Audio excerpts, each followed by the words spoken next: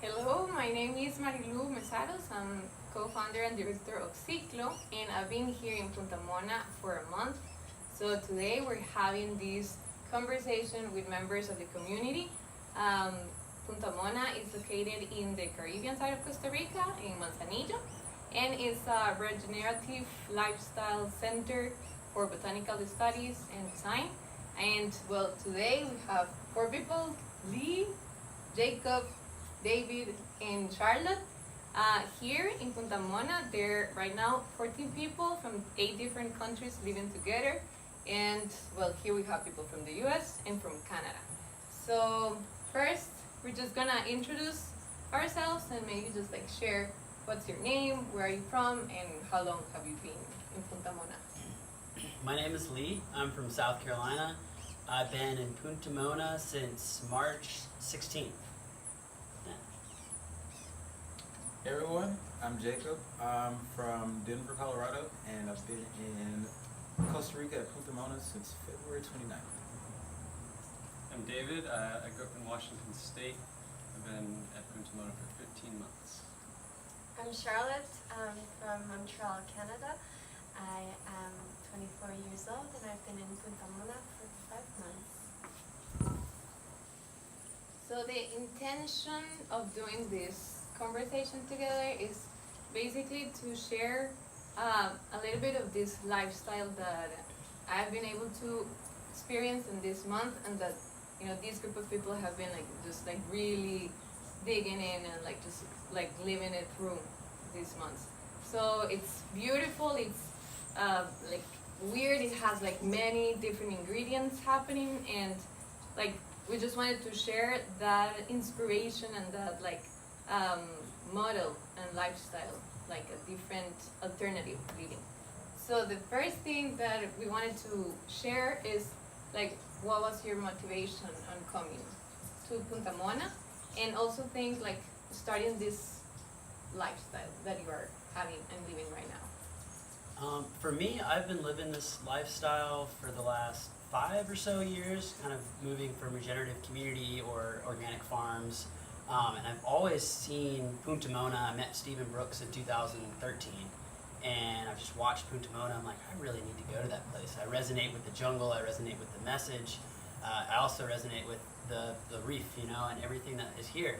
And now I'm resonating with the people, and that's what's kept me here during these hard times. So, yeah, it's been a very interesting journey getting here, and it's been waves and. But having such a beautiful community around me, it's made it not feel lonely and not feel like I'm slowing down. So is this your first community, or? No, this is probably like my second longer term community. I lived in one at Project Bona Fide in Isla Ometepe, Nicaragua, for about a year and a half. So this was like the next step, I think, in communities. This one. I definitely, I've fallen in love. Well, this is my first community experience. I found out about Punta Mona about 2 years ago, coming to Envision Music Festival in Uvita, Costa Rica. And what motivated me to come to Punta Mona specifically is that my family on my father's side, we own a 200-acre farm in Texas. And it's been our family for about 135 years, and when it's coming down to my generation, I figured this is a good time to learn about regenerative projects and what all can I do with my land based off the things that I learned here. And as far as when it comes to community, it is definitely a new experience for me.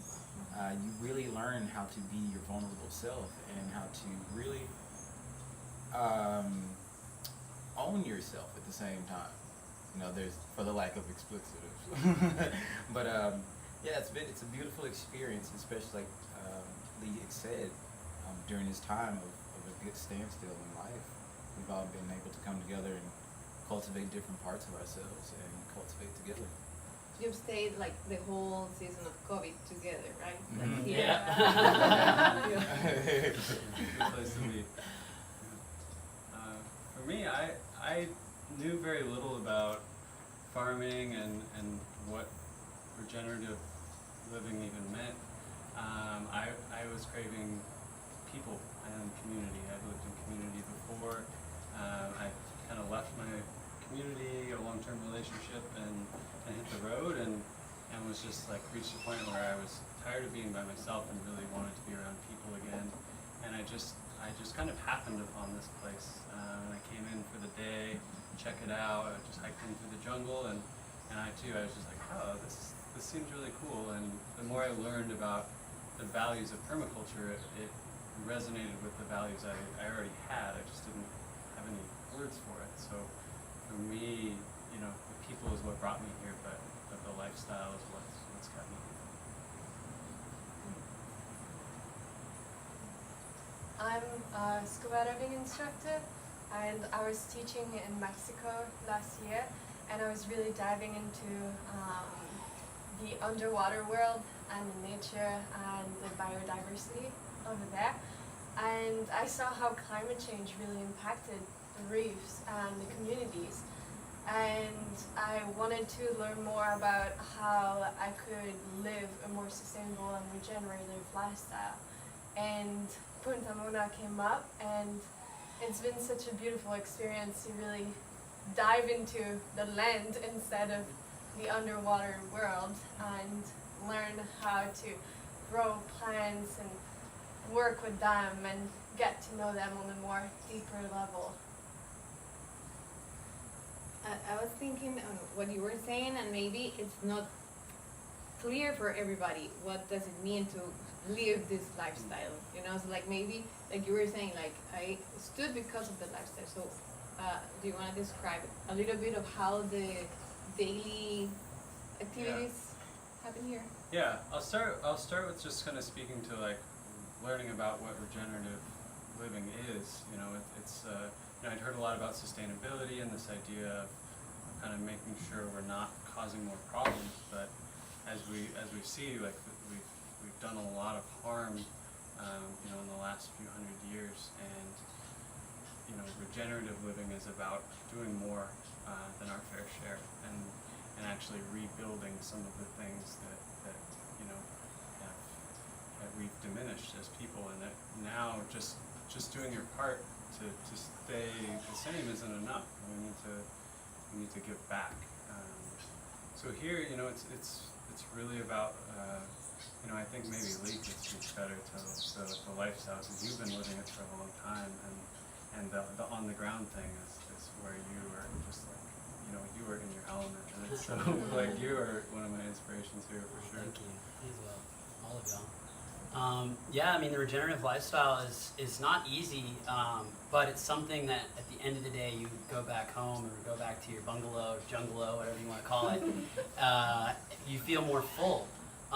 But you're also feeling like you had a full day's work, and a lot of it is just observing nature and trying to work within these pathways that she has set in place that we've kind of disassociated ourselves from. Just getting your hands into it at the very basic level, and saving seeds and trying to integrate the different communities around us, our local communities, our current present community here at Punta Mona, the ecosystem that we can never escape, and how can we keep getting to a more closer resonance with what the land needs, and that takes time and takes commitment, and it's great to come and see the lifestyle, but once you're like deeper into it, you really can't go back. You've already sold yourself into the world, and it's been such a beautiful experience to come here and see people who are just starting to get into it, how they've just dived deep in, and how they've started to find the commitment within themselves of how can they play their part for the natural world around us, as well as spread that message. And that's what's going to take. The individual is very powerful, but also the individual can connect and resonate and harmonize with so many other like individuals.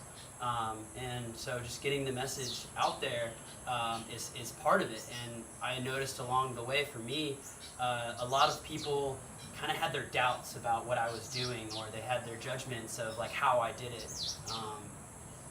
Or not just me, but maybe the community I was in. And it's all about intentions, but like conscious intentions, and learning from your mistakes and going through that feedback loop, but not making like big changes too quickly, and kind of taking step by step. And as you observe, you notice the world around you, and it pretty much it tells you what it kind of wants, you know, if you stop and you listen. So. What are some of the challenges that you have faced here and also like in this change? Because I know that all of you come, and we will talk about that later, like all of you come from a different background. It's not like you were always living in a rural area or doing this type of thing. So it's like, what are the challenges that you faced in a personal level and a social level, and how have you overcome those? Difficult one for me was to be able to see people go away from the community. Like there's so many people that I resonated with and I connected with on an amazing and deep and profound level, and to see them go and to let them leave is definitely something that I find that was really challenging. Yeah, many people come, right? Like come Yeah. and go from It's Punta a big Mona. flow of it.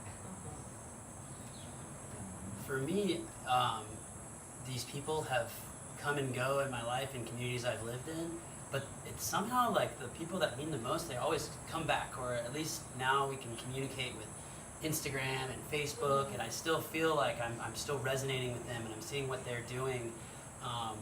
And so yeah, it's been a major challenge, and but for me the biggest challenge is just the adversity that maybe you face when you're trying to live this regenerative lifestyle, and the world already has these systems in place that don't make it the easiest to continue on that lifestyle. Just maybe monetarily, you know, keeping yourself afloat, or being able to stay where you can make that impact. And I guess for me, I've been able to overcome that particular challenge by just not giving up, and just if I really need to, I was able to, well, not now because I'm from the United States, but I was able to go back and make a little money and spend time with my family and take that back and then just keep on fighting it. And then once I got here, you know, I guess the biggest challenge for me was just being away from my family and people that I loved and I connected to. And then, you know, like meeting new people, then they go away and you still love them. Meet them again. And then you meet them again. You just wait, just have some patience. Yeah. Yeah, I mean, you know, if your will is strong enough, then every challenge is, you know, you meet it head on, and you're able to overcome it if you will it enough. And if you can't, then you know, go back to the drawing board and find out what do you want to accomplish in life, or do you want, maybe there's this act of non-doing and just being. So yeah. I would say for me, being the only black male here, it's been a challenge for me, specifically coming from America, and just the social conditioning of what it means to be black in America. And first going to India and feeling so comfortable there because everyone's melanated like me, but then coming here and that's the first thing that pops in my head is like, oh shit, I'm the only POC here all day. But to really, well, what I believe is that permaculture isn't just about regenerating places and lands, but it's about regenerating people and relationships. And so this place has been not quite a quarantine to me, but more like a cocoon, because it's developing you in a different type of way that's going to prepare you for even greater challenges outside of this place, no matter where we all go.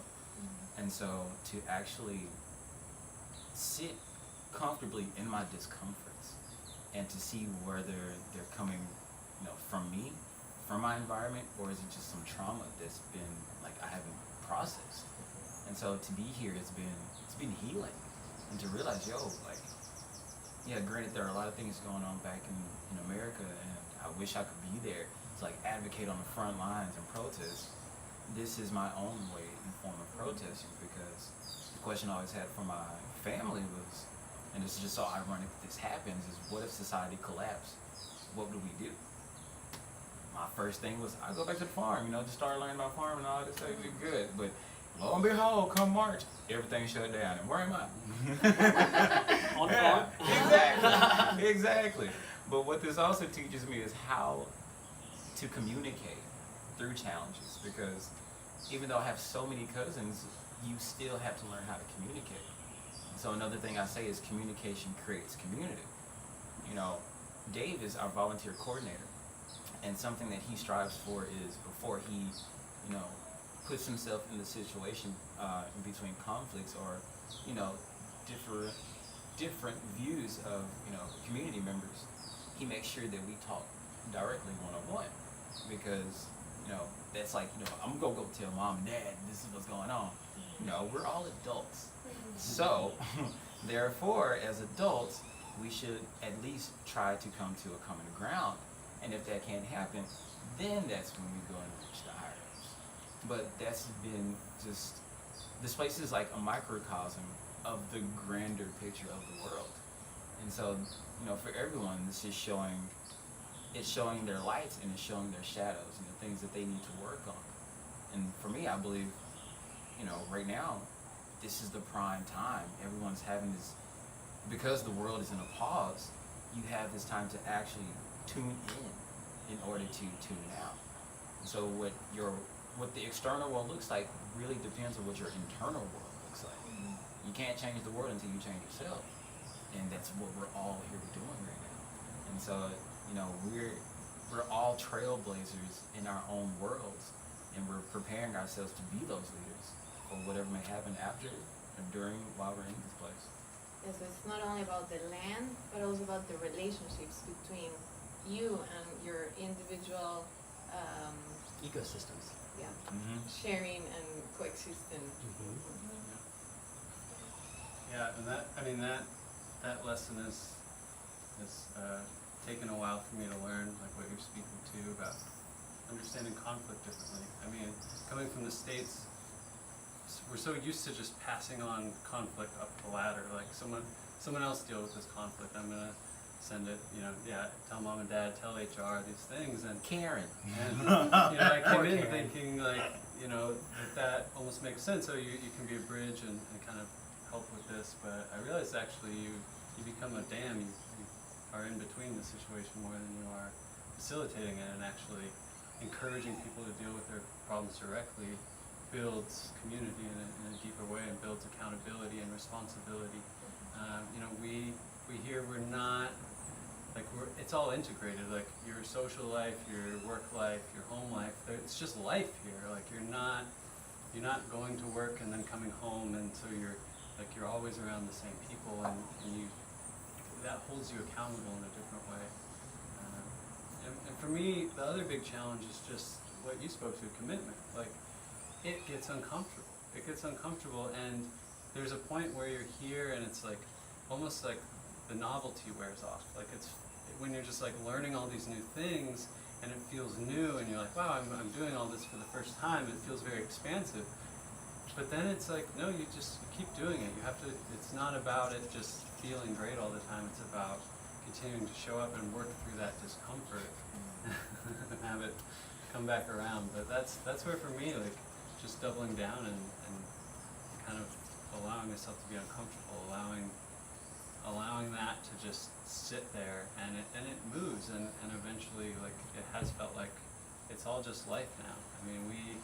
We used to schedule days off here, and it was like, more of a sense of like, okay, now we're working, now your time off, and we've somehow gone away from that, and it's been really cool. Like, we just live here now, and like, it's all life. There's not work and personal time. It's just, you're just living with the land, and sometimes the day calls for having a dance party in the kitchen or going out in the ocean, and sometimes it's like, no, it's time to work and get a lot done, and just kind of living more, finding that harmony with nature is what we're slowly accomplishing, I think. For me, it's been great experience to be around people that have had so many different experiences in life. And I think that the range here is like people from their 20s to their 40s kind of thing. Like it's, it's young people.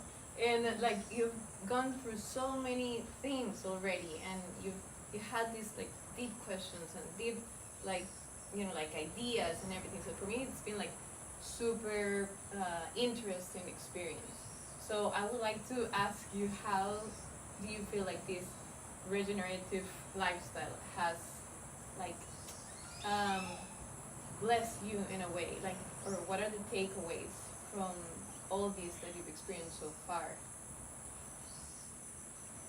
That, for me personally, that I've been on the right track. I'm not stuck.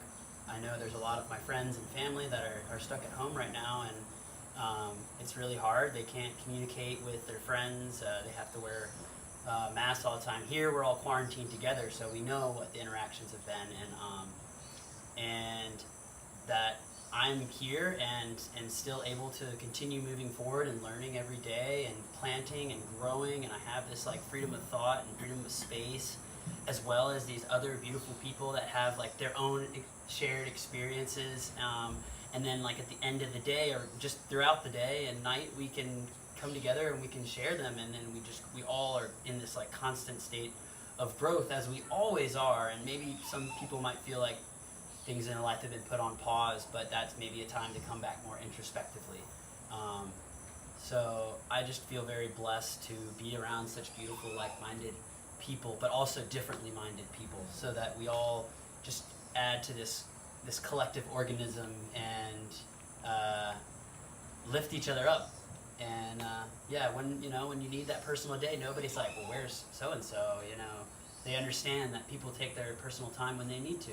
And yeah, it's just life here, and we've gotten out of the systems that most people are dependent, not all of the systems of course, but most of the systems that people are dependent on.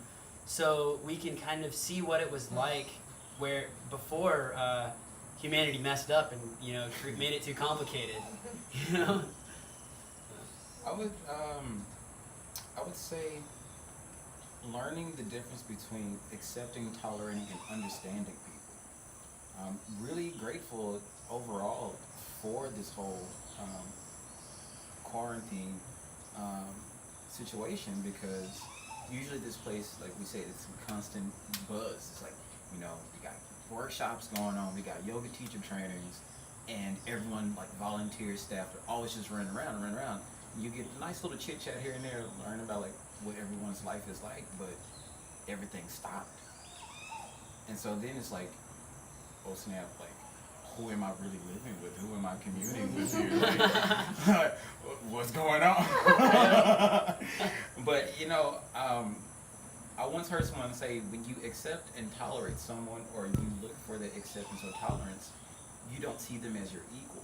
You see them more as either you see them as higher or you see yourself as low. No, we're all the same.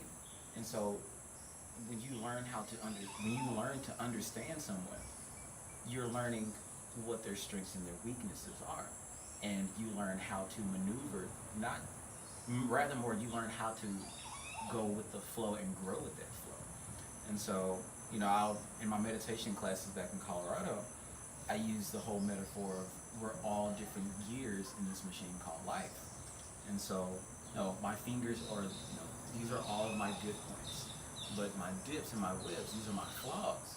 But it's through community that we come together, and where, I might be flawed, that might be someone's like good spot, but it keeps going.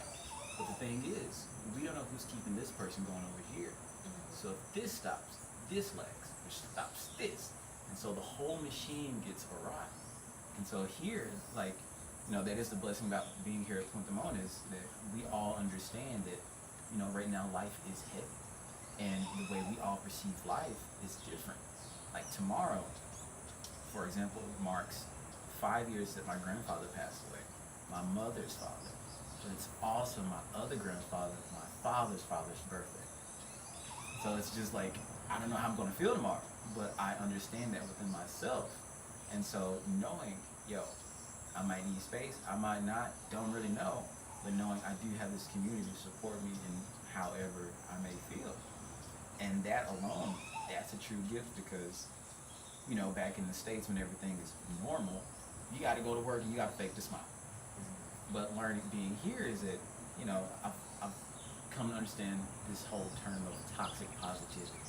It's like, be happy. No, you have a spectrum of emotions. Allow yourself to understand what you're feeling, accept it, but you don't always have to react off what you feel. And so that alone has been, like I said, that's been one of the greatest gifts about being here. And besides that, I don't know, it was like, being here, being able to walk out into the land and just pick whatever fruit I want. And it's like, and then going into like the world and being like, oh, I don't know where that came from. Like, it's kind of, Pay for that. yeah, straight up. Do I have to wash it? Yeah. But seeing people's personal transformations here, like there's one community member when he came here, he was a heavy drinker, had a little chub, but over time, watching his life regenerate has been a beautiful process, because you know that who you are before is not who you are now. And as long as you can keep understanding, I'm not the same person yesterday that I am today, and who knows who I'll be tomorrow. But understanding, stay with your flow, and you never know how you may grow. It's like constant flow of presence. Mm-hmm. Yeah, keep on showing up.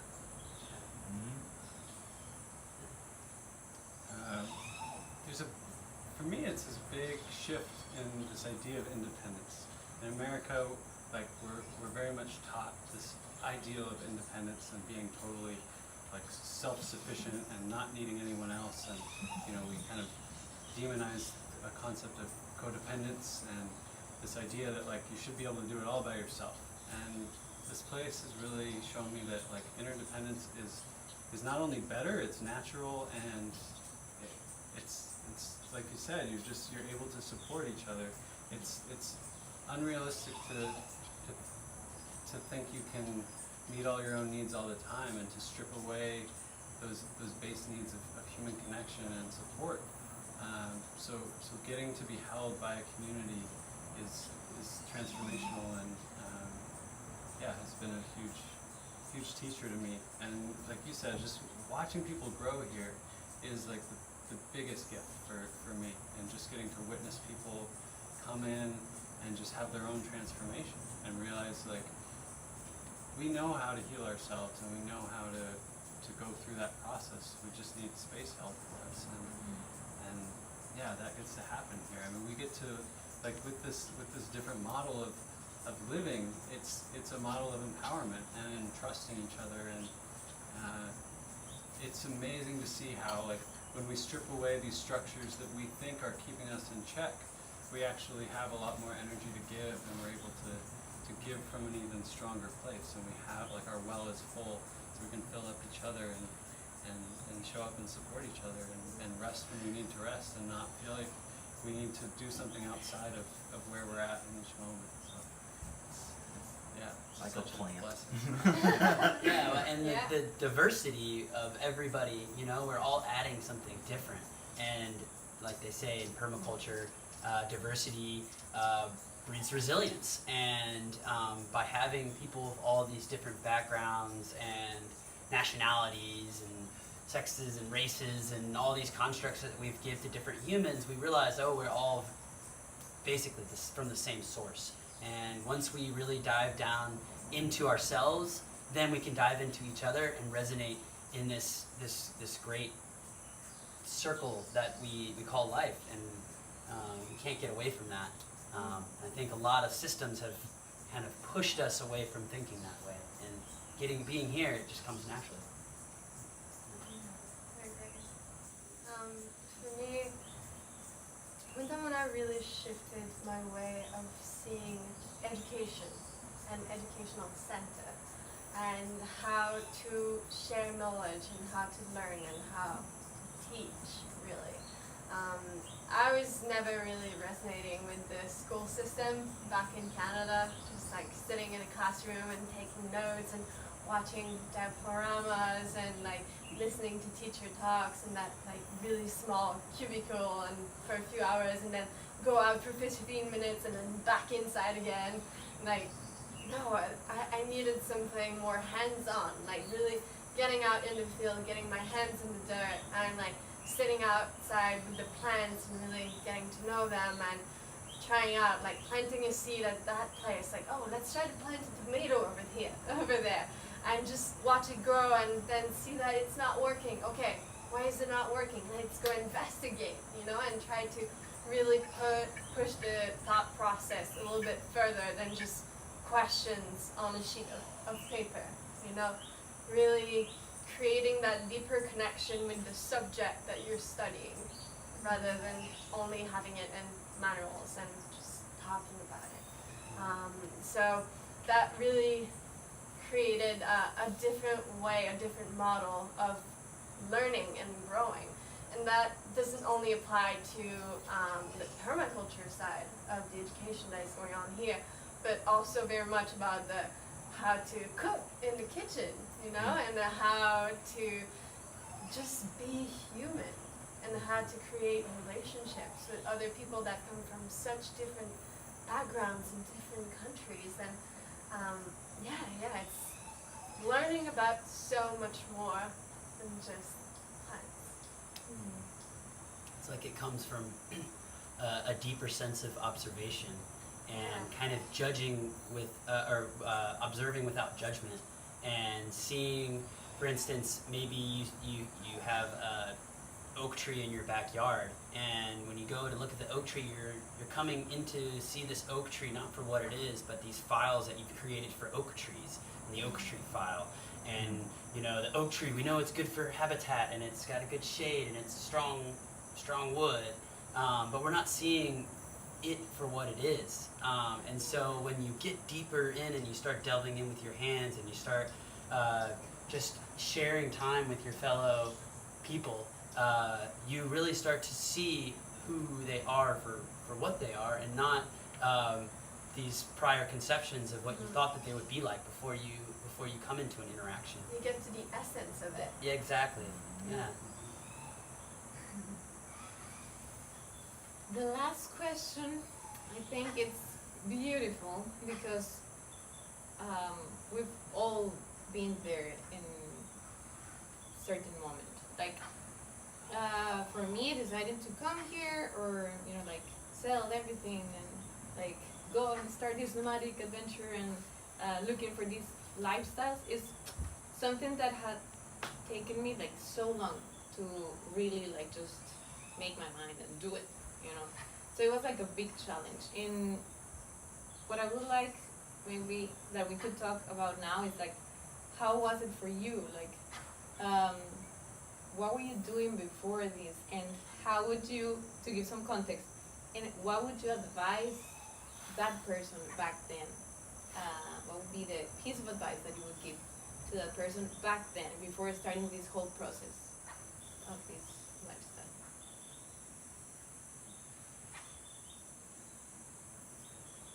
Okay, I'll go first. What was I doing before? I was living at a beautiful farm in Colorado. I had lived in Colorado for about 2.5 years. And it was an organic farm, and I learned about seed breeding, and it was just an amazing community around, but I don't think I resonated really with the winters. I don't like the cold that much. I mean, I like snowboarding, but it gets cold. At least there's hot springs. But yeah, the summers are awesome over there. But yeah, what What was the question? oh yeah, and then it was what would I tell myself? Yeah, it's like we as humans we go through so many processes that we can see as a metaphor also in nature, right? And sometimes we just want to be the best version of ourselves right now, you know, or you want to do these things that would give you success, or that will make you be in the right path. But it's like you know, like I think that we've all been there, and like just deciding to go into this lifestyle, it's not something that you just decide, oh yeah, I'll do it tomorrow. Like I'll just, change everything. Yeah. So it's like, what would be that advice that you would, or that, it can be also like, just like a five, like, what would you say to yourself back then when you were living a different lifestyle than this that you're in right now? So yeah, like releasing this idea of control and that you have to do everything, or that it's all on your shoulders, and that comes from having expectations, and they say expectations are the root of unhappiness, and by just letting yourself fill with the love of the world and others, you don't feel like there's a gap in your heart. And just my advice to my past self is, just continue on the path, and just keep loving others, and don't try to control anything, just flow with it all.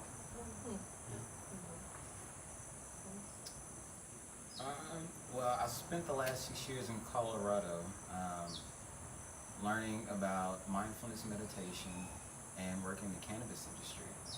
But before settling, I was homeless for about 18 months traveling the country. Pretty much some people say, spiritual awakening, mental breakdown, whatever it may be. But it happened when I was shooting my first music video with my first band back in Texas. And my grandmother, my father's mother, was passing from cancer. And her funeral was the same day as my first show. And that really made me question, because that video ended up on MTV. What am I really doing with my life? Because when I saw it, it did. Oh yeah, surprise! Yeah. I didn't feel accomplished.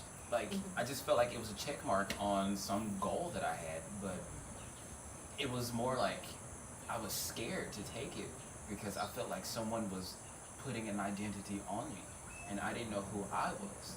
And so, there's a pastor back in Texas, his name is T.D. Jakes, and he says, when you know who you are, you know who you are not.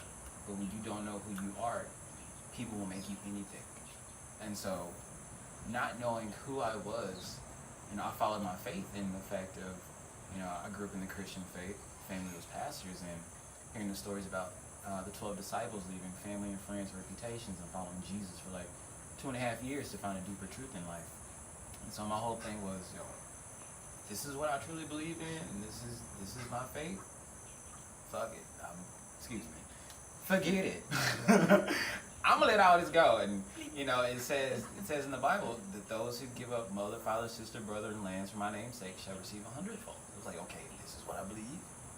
This is what I'm gonna do. But I need to find out who I am, and wherever that takes me, it's just where it's gonna take me. And had I not made that decision to let go, I wouldn't be here right now. And it's going down that rabbit hole, even in the fear, to still keep pushing forward. It's like someone told me, fear is false evidence appearing real.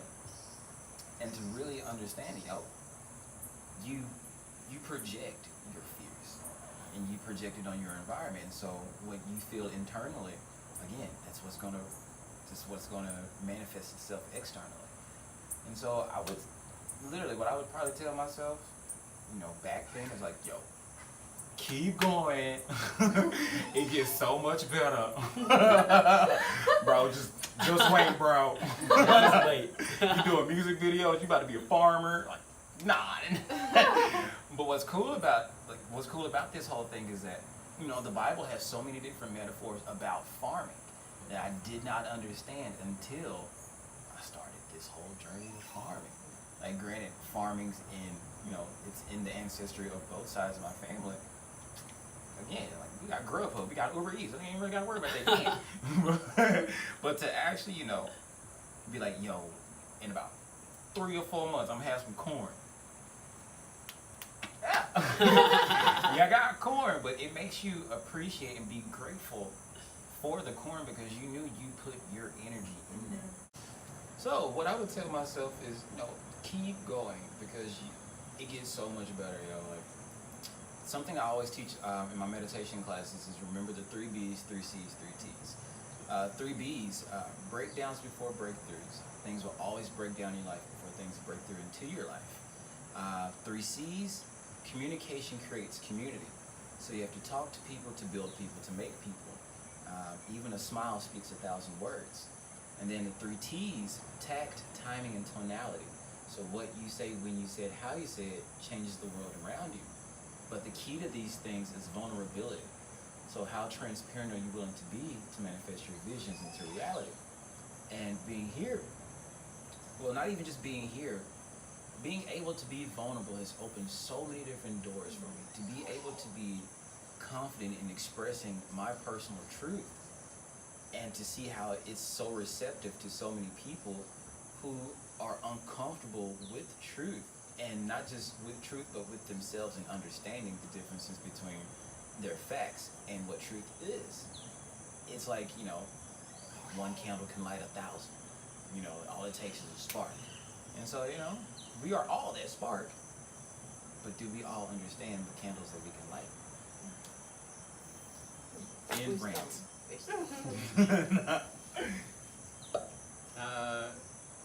Yeah, the surrender piece resonates with me a lot. Like, and specifically the idea of, like, I would tell myself to just slow down and not have such an urgency. You know, like, it reminds me, like, if you plant a seed and you're like a day later, like, well, what's going on? Why isn't it growing? Like, and you just like dig it back up. Like, no, you gotta, like, patience is a big part. You gotta wait. And, like, you know, one thing we learn here and in permaculture and in those ideas is, like, nothing is waste. Like, there's not, like, nothing is out of place in its natural setting. Like, you know, it's all part of the process. So trusting, you know, like, going back to those points where I was feeling low, but feeling resistant to really feeling my fear, feeling what was going on, and trying to keep moving to get away from it.